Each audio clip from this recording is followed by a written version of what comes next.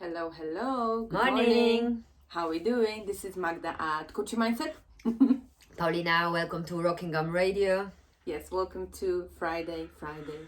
Beautiful Friday, isn't it? Getting closer to the weekend now. Can we all feel it? Yeah, Friday is ruled, like we remember, by Venus, the planet of love and beauty. That's why it's called the Self-love day. Self-love day, yes, exactly. So, what we're talking about today? Well, basically, like we said, every week we're doing different letters. So we are on E and we are on emotions. So how can we connect self-love with emotions? So do you show yourself and others that you love them? Appreciate yourself and people around you. What is showing to love as well? It's not just by speaking, but by action. Yeah, I think that what is the best sometimes, it's doing something small and kind for someone, isn't it? That's the best way you can show that you love them. Because we can all say many things, talk a lot, but in the end, what we do, that carries a lot of meaning, I think. Yeah, action speaks louder than words, no? Oh yes, definitely, I think so. It does make a lot of sense to me, I think. And that we ever actually look at this perspective as well, like we don't remember what happens, but we remember the way people treat us. Yeah. Oh yeah, that's so true. So if you coming into the moment of they say into the moment of the death, they say that in that moment all your life goes in front of you and you see all those things and emotions. So it's how you felt in that moment, how someone made you feel. That's what you only remember, guys. Oh. You don't remember anything else. Yeah. It's just only how something makes you feel. That's how you can replicate the situation better. That's why when you do visualizations or any training with hypnotherapy or NLP, you base that on your visualization of how you see and sensation of the feeling, what you felt in that moment, what did you do, what did you see. That's actually so true, because even if you let's say, listen to some meditations or people ask you, for example, for you to relax, think of a moment when you felt the most happy, for example, to take you back to that feeling. So it is true that somehow we code the way we felt in that moment, and that's had such a big meaning for us overall. And if we think about it, if we work on our emotions, if we work with ourselves and how we feel, it can make a really big impact, not only on us, but on our environment in a good way. Well, we're definitely not trying to tell you to act on emotions. I think that's one of the worst things you can do, isn't it? Yeah, but it's about accepting that emotions are there. So actually don't act on them. So acknowledging that something is actually not happening. Okay, or there is a trigger or something. Yes. With the emotions, we are like mirrors. And on Friday self-love, how can you love you how can you love somebody if you can't love yourself? And then if we going into the conversation, and something triggers us, why we think that someone else trigger us, is it not better to think that you are the one who affecting yourself? And then that means if you know that you are the one who affects yourself, you can take more control over what's happening. So it's like if you... not control, awareness. Yeah, I think control can have a different meanings. I don't like that word of control. But in a way, kind of you... Or change. I don't like the use word change or control. It's quite strong.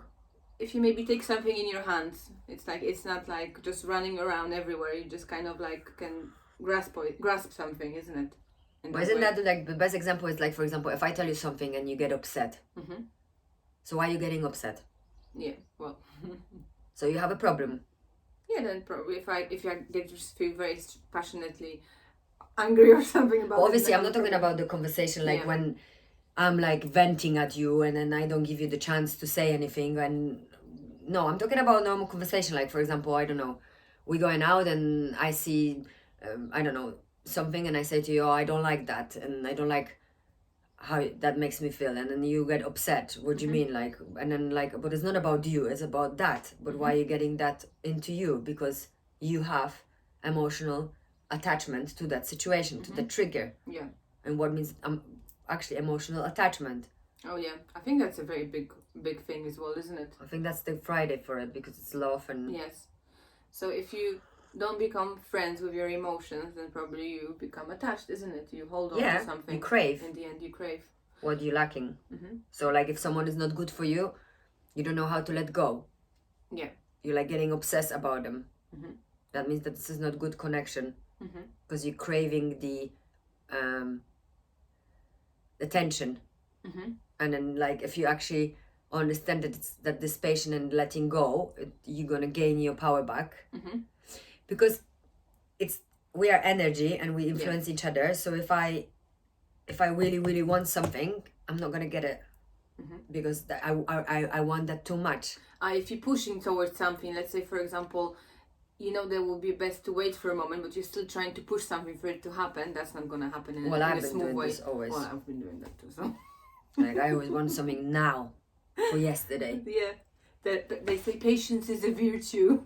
Yeah, which I don't possess too much. Well, it's okay. I think many of us struggle with patience, you know, especially when we get excited about something and we think that the best way to get something is to have it straight away, when actually it isn't. And they say it's not about the destination, it's about the journey. Yeah, but did you realize that around 80% of people in the population, they're attached to each other? Most of majority humans. Yeah, I think definitely. We attach to dog, we attach to gym, we attach to a routine. People saying this is how I do it. No, you can't stop saying this is how you do it. Or learn this pattern. Yeah. If you think that this is not good for you, why are you just accepting that this is how you do it? If you accept it that this is how you do it, but you can do something about it, then that's different. You know, I'm talking about the situation when you like comment to somebody else like, oh no, that's the way I always do. Well, maybe try a different way. And I'm like, what do you mean? Well, I've been always doing that. And that's not my thing. I said, well, I don't engage in this no more, but what do you mean that this is how you used to do? Or I used to always say, oh, I have ADHD, so it's okay. Yeah. What do you mean? So you're never gonna like try to focus? So you're never gonna try to practice your mind to get better? Like, and I've done that for like 30 years. I was just always saying, oh, this is how I am. This is how I am. But it's not, because now, you know, 6-7 years later, I'm not this person like running around. Yeah. And not finding my own place. I don't feel any insecurities around people. And like, I don't know, it's just completely different, and I accept it. Like I always gonna say, oh, I have ADHD, but that's doesn't mean that it stands for the fact that I can just let myself not have a focus or work on myself. In that way, so I think from building in that, we can go on to Saturday, which is the goal day, and we can all work on our emotions. So if you have any anger issues, if you're feeling very sad, so acknowledge those emotions, isn't it? Yeah. Take it from there. I think that's very important, isn't it? Did you see my hand? I was just like... Look around. Yes, observe. Like, what triggers you? Like, do you have emotional attachment? Like, to, I don't know, do you have that thing that if you don't go to gym, you feel guilty? That means you don't have a healthy relationship with gym. Yeah. Because it's okay to have a cheat day. Yeah. It's okay not to push it all the time. No. And maybe that's kind of what... Maybe if you're going to stop pushing it, you're going to see better effects as well. Oh, definitely. In those areas, if you're really pushing it, like you want it so much, like Paulina said, you're not going to get it in that way. Well, I was pushing it for 30 years, so... You just need to like relax. Break completely. Yeah. You need to relax a bit, isn't it, in that way? Well, yeah, and definitely like, you know, if you give yourself a chance to feel, you will heal. Yeah. And instead of saying that you are sick, you can say you are healing. So when you're not feeling well, you can say, I'm healing. I'm in the process of healing. So I think that comes like from a place of self-love as well. It doesn't come from a place, you know, that it's kind of like maybe you need to give yourself that extra care in a way. Well, or even communicate with others and say how you feel. Well, if you say all the time you're sick. Yeah, that's going to make you probably sick in the end, isn't it? It's going to cause something in your body. Your body is like going to get that signal, and it's not going to be good for you in the end. Well, definitely. It's okay, like, to feel worse, and I'm not saying, you know, you're not supposed to, like, you know, do it, but, like, if that's happening long term it's repetitive, then you need to ask yourself a question, you know. What is going on? What emotions you are actually not accepting? All the sickness comes from emotions, guys. Yeah. Suppressed emotions. All the sicknesses. Heart attack, cancer, everything. It builds up on your bodies and bottles up and then creates kind of tensions. And of course, from what you eat, like they say, but it's more from what you feel. It's more from what you think. It's so much more. Yeah, that's true. But if you if you, let's say, if you have eat something and you're feeling guilty about eating all the time, then your body is going to get that signal. But if you're going to allow yourself to sometimes have something, like we say, cheat day or whatever, and you're going to approach it in a nice, healthy way, then it's not going to be a problem. No. Isn't it? So, and I think as well, if we think about emotions, if you have, let's say, like a conversation ahead of you with someone, or you have like a big event, and you know that in those situations maybe you feel a bit anxious or you feel like angry, just imagine yourself going through those situations. I think we mentioned that before already, but it's so important, isn't it, to visualize. If you have something important ahead of you and you know that's kind of causing you maybe stress or something in that way, or it's making you feel very sad, just like imagine yourself going through that event, just like close your eyes and imagine as if you were there, and that's kind of going to put yourself a little bit at ease as well, which I think that's a nice tool that everyone can use. Yeah, the visualization. I think that is really good overall. I mean, emotion is a very interesting topic, and that's why like next week we're going on to fear, because I feel it's like basically you can explore it, and to be honest, we could make quite a few programs based on emotions, isn't it? Well, emotions are the only thing we need to focus on. Yeah. Because people don't know how to like respond to 7 basic emotions. We don't know how to recognize emotions. Yeah. We mix sadness with fear. We meet loneliness with fear. We meet joy with fear. We mix everything with fear. Yeah. And when we're going to start to recognize, acknowledge, our life is going to become so much easier, isn't it? I mean, if you think about the animal, why the fear arrives is because they are in danger. We are the same, but because we had a baggage of experiences, those fears mix in the same place, and we don't heal them in the past. So we don't accept what we're going through. So for example, let's say if you going through traumatic experience when you were as a child, you end up victimizing yourself all your life, saying that this is what's happened, and because of that I have this. No.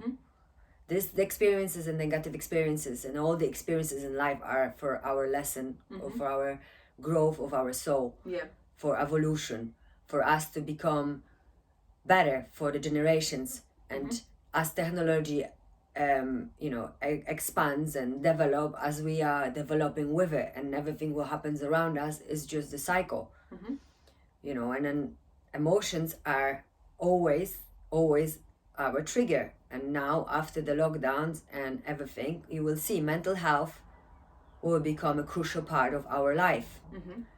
But there is a good side of it, because people like me or Magda wasn't really like in that way, but like me and people who are very sensitive in that way, like we have more space now, because everybody's feeling the same. Like before, when I was going, the same boat. So when I was going, I don't know, before you would say, oh, I feel anxious, with people were like, oh, well, why? But now, like when you say it, people are completely different. Yeah, I think so too.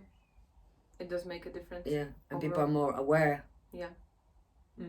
Like they don't patronize you in that way. Like, I mean, people are more open to it, because everyone is kind of going through something. No? Yeah, everyone in one or different way has been affected for what's been going in the world, and we part of history now as well. We found history, what happened, everything. So, yes. So the tool for emotions would be good to journal your triggers, and it's nice when I like that as well. Yeah. So if you like put everything together, what we spoke about is like on Friday, self-love day. Think about, do you show yourself and others emotions, how you feel in a certain moment, and maybe appreciate more yourself and the people around you. Yeah. So I think that's a really nice step to do. And become friends with your emotions. If you think about it, emotions are there to give you some indication. Maybe they're trying to tell you something's going well, or maybe they are trying to warn you. And because they are trying to warn you, maybe that's a good thing, because you're going to avoid some situations, or you're going to know how to respond to them better. So become friends with your emotions. And the point I said, use journaling for that. Yeah, but definitely if I trigger you, then look within. And instead of like putting that back on me, like have a look on what's going on. Yeah. If I'm too much opinionated here, and if everything what I'm saying in a way triggers you, then definitely you have an ego to work on, because I was the same. Yeah. I was listening to many people and doing many things, and then realizing that, I don't really have any personal problem with anybody but just myself. Yes. So moving on to Saturday, goal day. So work in your emotions. If you have any anger issues or if you have any strong emotions, like Paulina said now, acknowledge them. Acknowledge what is Don't making suppress you. them, yeah. Don't suppress them. And if there's something like big event ahead of you and you know you're feeling a little bit anxious about it, just imagine yourself, visualize going through that event, and that's gonna help you too. So yes. And what means to suppress is like, you know, when the thought comes to your head and you like ignoring it. Yeah. Or just like change your topic. I liked this. Mm-hmm. Will you show me? Which one? So notice when you feel emotions from anger, excitement to love, what are your triggers of emotions are getting out of control? Yeah. So noticing in what situation we are out of control will be really cool. Yes. Next week is gonna be fear. Ooh. But it's scared. also very needed. Very needed Definitely. emotion. Love us like we love you. Thank you very much for tuning in. Yeah, and see you soon. Have a lovely day. Ciao, ciao. Ciao.